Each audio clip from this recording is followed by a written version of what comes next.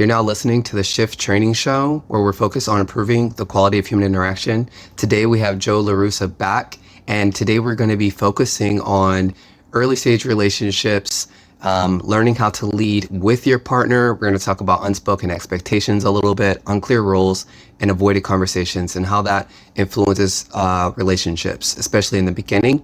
You want to have a good foundation so you can have a good follow through in the rest of the relationship. Joe, welcome back. How are you today? Very well, Flip. Thanks for having me back and looking forward to the conversation. I can't wait. So the first thing that I want to present to you is why attraction and maybe alignment are not the same thing. Early in the game, there's a lot of attraction. We're not sure about alignment yet. Could you talk to me a little bit about that and how that might play a role in the beginning? Sure. And as I've said in other conversations that we've had, leadership at work and leadership at home look very similar. So it's very similar in the workplace, right? You get that new job, you're super excited. Your new boss is probably really excited to have somebody that they handpicked to come on board.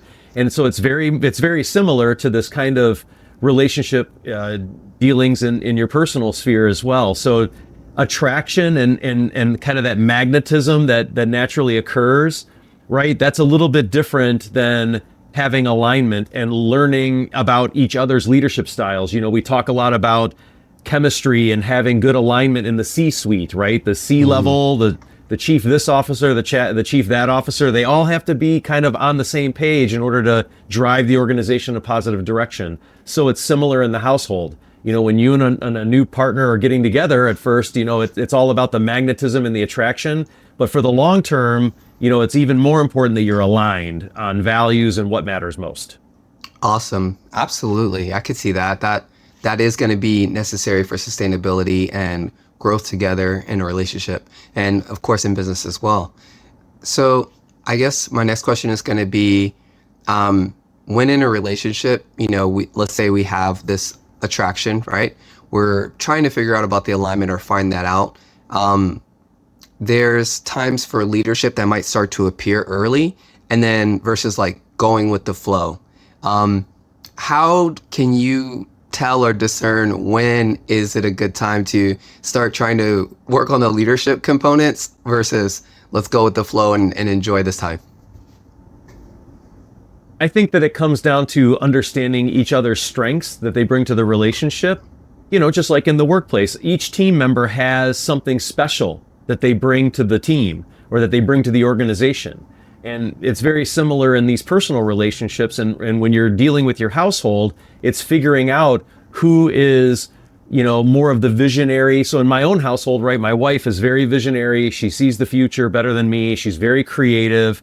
And I'm kind of more operations, right? Making sure things are happening when they need to, making sure resources are available, being resourceful and finding resources when we need them, whether that's time or money or stuff. So it's really important in the leadership side to identify strengths and identify gaps where the two of you can work together to close those, because it could be neither of you has what you need to close a particular gap in your household.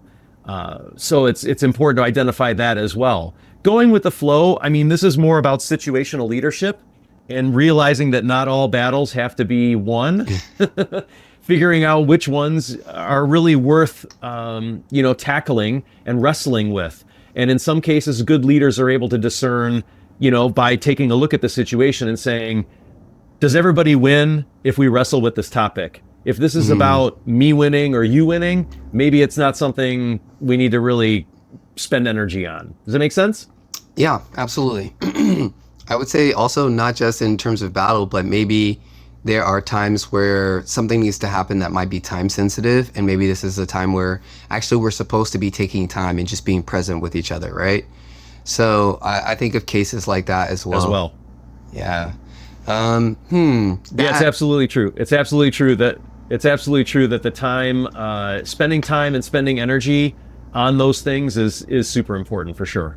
Awesome. Yeah, I wonder, before I go to my next question, that makes me wonder because we have a lot of younger men in our audience, and I was wondering, as a man, you are taught or told that, a great deal of the leadership sits with you. Like you're supposed to be responsible for a good portion of that.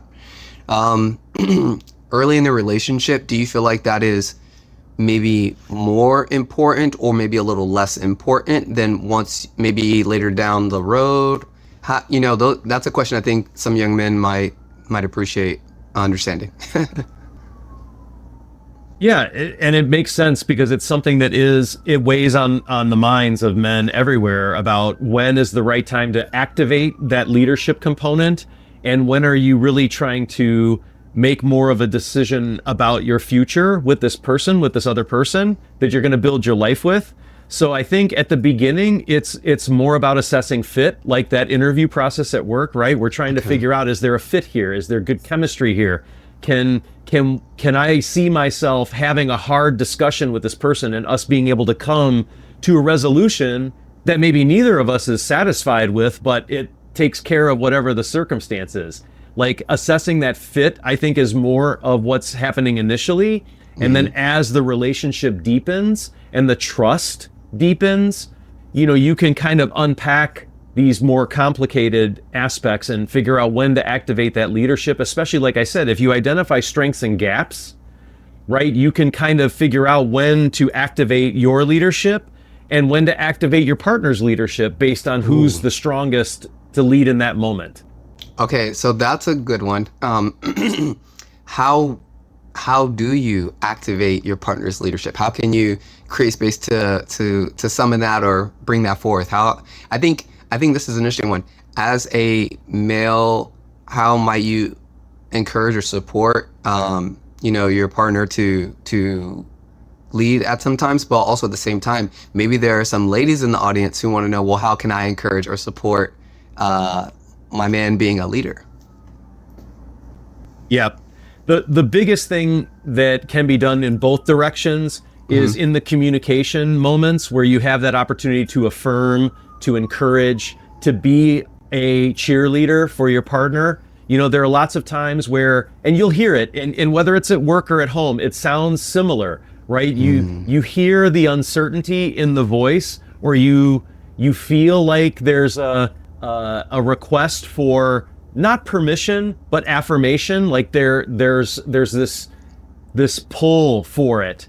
So you have those moments where you can absolutely activate their leadership by saying, this is 100% what we should do. What do we need to do to make it happen? How can I help make this a reality, whatever this is? And listening, really listening for those moments where that affirmation or that encouragement can come in. And it's the same thing at work, right? When my engineers would come to me, not really sure, I would tell them, why are you coming to me? This is absolutely fine. Go for it. What do you need? When do you need it? How can I help? And they're kind of like, they puff up a little bit, right? They walk out of that discussion really feeling like, all right, I got this, right? So those are the moments where you can really activate your partner's leadership is noticing when they are using their leadership or attempting to bring it forward, and you have that opportunity to be the encourager, the affirmation, the cheerleader.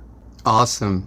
I think I just want to highlight this really quickly because something that you said that I think takes a lot of practice is listening well enough to know that maybe they are looking for that affirmation or support or encouragement, and that's what you should be doing at that time.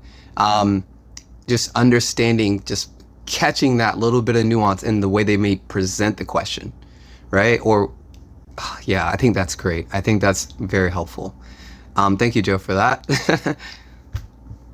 My pleasure. No, I would just add too, there's an element of respect that you also want to be aware of, right? If you're, and we'll get it, I know we'll probably get more into this in another part of the discussion, but there is a point where you have to recognize that the two of you are making the decision together, and out of respect, you need to bring the decision forward, even though it might be your area of expertise or your area of strength or your zone of influence. It's still important that you bring your partner with you in the decision-making process, even if it is, just from a respect standpoint, and then again, because that respect was shown to you, you have the opportunity to bring that affirmation and that encouragement in that moment. That's awesome. Yeah. When I think about respect and bringing something to your partner to lead together, I think of that as getting their buy-in. Like you want their buy-in so you guys can be aligned and be in agreement about what's about to happen. Does that sound about right? 100%. Yep, that's absolutely right. Awesome. Okay, great. So my next question for you is around clarifying values, roles, and expectations before stress tests arrive. So this might be kind of a interesting question to ask. I think it's going to vary, but I'm curious to hear your answer. At what point in a relationship, you're dating or you guys are maybe already talking about starting to move in, when should we start having discussions around clarifying shared values, roles, and expectations with one another? The seriousness of the relationship plays into this here, right? If this is a casual thing and that's what it is, there's no reason to create weight or heaviness, right? If it's a casual thing. And I know that in some seasons, right, it is casual for some people, right? All of us have those seasons where it's I just want to have a good time. I want to hang out with people. I want to be around people. That's fine.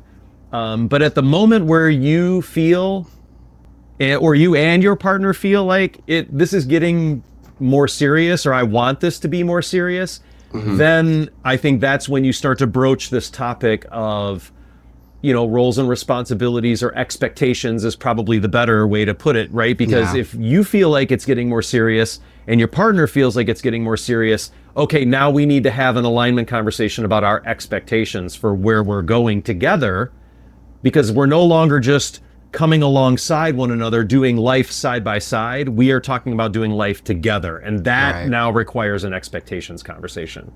Okay. So definitely not right away.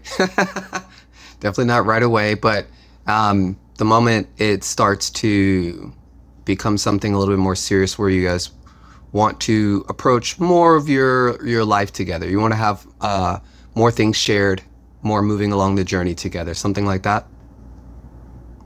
That, and I think the common point of reference I'll use is the point at which you want to be exclusive with this person, right? This is a common area of confusion, especially maybe sometimes for the guys more than the ladies, right? Where it's kind of like, well, I didn't know we were exclusive. What do you mean? I just was seeing my friend, or my girlfriend or my significant other might feel some kind of way about me still seeing exes or still seeing other women, or the way that I interact with other women when we're out socially, right? Now that's a common point where it's very easy to start talking about expectations, where one or the other is feeling like it's time to move into exclusivity, right? I want to do life with you, and that means you need to now make a decision about whether that's what you want, because I need to know where you're at. So I think that that's a very common point of reference for a lot of couples, about that first point in the relationship where exclusivity becomes the theme. That's a great point to start the expectation conversation. Okay, fantastic. That is great. Thank you, Joe, so much for that one as well. Oh, man, that's good stuff. Okay, so our next one we're going to talk about communication as like a proactive leadership skill and not just a repair tool. Something I've heard a lot about. I have female friends and family members, and I like having conversations with them about relationships because it gives me insight that I don't have because I'm a guy, right? So and sometimes I think it is commonly expected that they won't share how they feel. Guys won't share how they feel or what's going on with them. And neither side wants to talk until it becomes a problem. So I want to talk about how we can use communication just proactively, how we can practice it, how can we include that in our leadership practice and not just wait until there's fires to put out. For sure. And this goes hand in hand with that previous point we were making about roles, expectations, and clarification about values. My wife is a master at this. She's very good at communicating proactively, and that is one of her superpowers is bringing up something that maybe is simmering but hasn't quite come to a rolling boil, right? But we need to get on top of it together. So that is where I think it goes hand in hand with this expectation. And typically the 3 points of pressure that you feel in a relationship are around time, money, or social pressure. And those pressure points are what typically will bubble up as a need for communication. How are you spending your time, right? If you're spending your time apart, and that is something that the two of you are understanding and agreeing to, and as opposed to spending the time together, right? How money is spent. This is a huge topic for couples. And then social, right? Keeping score about whose friends we're hanging out with more, or when we're seeing people, right? Who's the priority for this holiday, right? I mean, those are all things that create, friction or pressure. And those are key points where communicating proactively and saying, the holidays are coming up. I just want to make sure, it's important to me that we see the people that are important to you. And I know it's important to you that we see the people that are important to me. So let's communicate and talk about it now before December 23rd about where we're going to spend Christmas Eve, for example. Not that that's ever come up, but it's an easy one, right? It's you're coming together and you're blending two worlds that you've been living in separately, and now you want to combine them. It's important. Those are easy points of communication and clarification to say, these people are important to you, so they're important to me. These people are important to me, so I know they're important to you. Let's work together and communicate proactively about how we're going to make sure we see all of the people who are important to us. Yes. At these important times of year. Absolutely. That's awesome. Yeah, I feel like maybe for things that are higher, like heavier items like that, people are more willing to communicate or be proactive. But what do you think about for some of the smaller things? I know we want to pick and choose, quote unquote, what would be battles, but also, again, not everything is a battle. Sometimes we may not communicate around a need. So we talked about having those discussions around expectations, right? What if somebody is used to, let's say one partner is used to not relaying their expectations and the other partner maybe is? How can we encourage or support the other partner to communicate or share some of their expectations so sooner before there becomes maybe resentment or a fire? What is something we can do to encourage them? Yep, and this goes right back to the top of the conversation where we talked about attraction versus alignment, right? That alignment, you can watch and observe, and then you have to make a decision. If there's just a lack of alignment about what communication looks like and about what we communicate about, that's an assessment that you have to make, and for yourself. And how much time, energy are you willing to invest to explore whether it can improve to a point that you can be satisfied with it, right? So that's still an individual decision that you would make.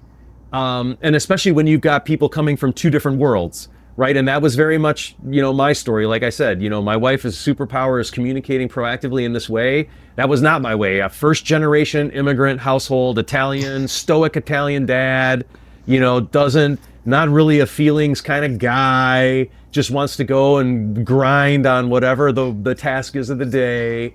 My mom, very passionate, feeling person, deeply feeling person. And, their styles were very different, but they found a way. But I wouldn't say that they were, models of the kind of communication that you and I are talking about right now. So it's really that individual assessment first. Okay. And then deciding that you're going to make the investment to bring the communication to the level that it needs to be. Okay. But Joe, at work, I'm an amazing leader and I've got all my team members. They know how to better communicate now. I can teach this person. I can help them. Not a good approach. Yes. No. I mean, we do that all the time, right? There are scores of human resource case studies where, people got through the process And then we find out when they start working that they're not a fit. Right. So, and this is the term that gets used, to say they're qualified, they have the skills, they have the knowledge, they have the ability, but all of the assessment tools that are being used to vet this team member are quantitative, not necessarily very qualitative, and you Right. lose the fit assessment in the mix of all of that. And so it is at home. At work, you can work on it, but sometimes you make a decision that this is just not a fit. And in your personal sphere, it's the same.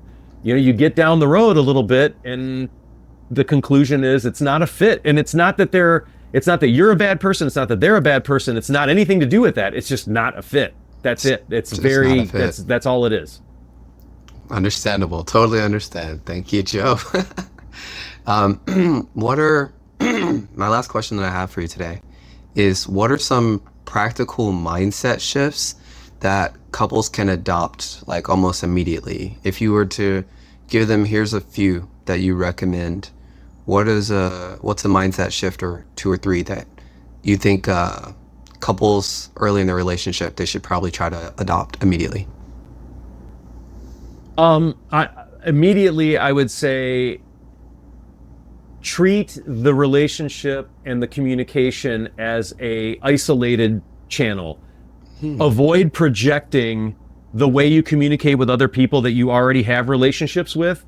Avoid projecting those patterns onto this new one because you want it to develop on its own, and you want to avoid the risk of, like, I know from work that I can't communicate with my introverted people like I would communicate with my extroverted people.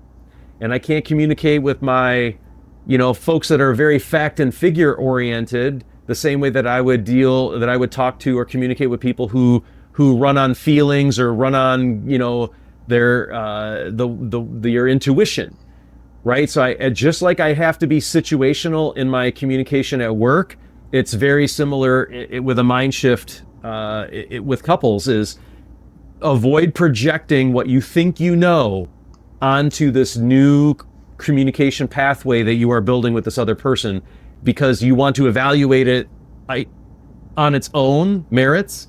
And then if you see elements from your other relationships that can help you in communication with this new person, then you can get the benefit. And you can avoid deploying something too early that is going to be detrimental to the relationship you're trying to build. I think that's really good. One thing you said there that really stands out for me as a keyword is if it's helpful. I think sometimes if the situation is tough, it's easy for us to respond from a place of fear. And that makes it difficult for us to choose responses that are helpful. I think that highlighting that within that phrase is essential to being able to navigate discussions or situations, especially specific situations, in a way that can be fruitful. I feel like that has to be the focus. 100%. And that also reminds me as well that when you're experiencing frustration or moment of anger from another person, you have to understand that's a secondary response. And that's a mind shift that a lot of people, miss, that it's a consequence of some other emotional trigger, whether it's fear, like you said, or, in danger, you're feeling like you're kind of getting put upon a little bit, right? It's that fight, flight, freeze moment. And then the anger and the frustration are the consequence. That is you shifting your mind to recognize, okay, this is a secondary thing. There's something else behind this. I need to get to that. And that's where the communication skills and the listening skills come in very handy, so that you can dig behind that surface level frustration or anger response and dig behind that and find out what's really underneath there. Excellent. Yeah, I think one, being able to find out what's really going on can be tough. I feel like as both partners get better at their leadership skills and improve on their communication, I I think that sometimes things can remain tough but become simple. But in the beginning, it seems very daunting. It can be a lot. And I think that's when, you definitely want to get some support and help wherever you can. And with that in mind, actually, that was our last question. So, Joe, for couples that want to work better together and be able to lead their relationship together, how can they get in touch with you? What's the best way for them to connect with you? You're a knowledgeable guy. You know the things. I would love to connect our audience with you. Well, I would say I've trod a lot of ground in my time, and anything I can do to pay it forward is a privilege. So definitely, if your audience or anybody out there is struggling with these topics or trying to figure out how to translate workplace leadership skills to your personal sphere, or your home, your household, go to homegrownleadership.net. One of the things you can do on the website is book a call with me, and help yourself create that opportunity to exert better leadership at home and better leadership with those around you. And booking that call is the first step to your leadership transformation journey. And I'm here to help and serve in any way that I can. Excellent. All right. We will make sure that link is in the description and the show notes. So if you need any support, you can reach out to Joe LaRussa at homegrownleadership.net, and we'll take care of everything from there. He's got you. Book a call. Joe, closing thought for Thanks, today. Flip. If you were to make one recommendation, let's say it's a newer couple, they are serious, they've decided we want to start having discussions about maybe what does, later the rest of this year look like. Maybe, maybe they've been together for a few months, and, maybe in the back of their mind, maybe like thinking about getting engaged and things like that. What would be a thought or something you'd like to leave them with for the week? The thought I would leave everyone with is, the further into the future you are thinking about your life with this person, then I think that's the signal that some of these things we've talked about probably need to be explored or implemented, right? If you are starting to see your future with another person, that's a pretty clear indicator that everything else is going to work out, and the tools that you have in your toolbox, wherever they come from, are going to be well utilized because you've got a good partner. So just as you see the future, do you see that future with somebody? Double down and go for it. All right, let's go, everybody. Okay, well, Joe, thank you again for your time. I look forward to our next discussion. Me too, Flip. Thanks again for the time. All right, everybody, take care.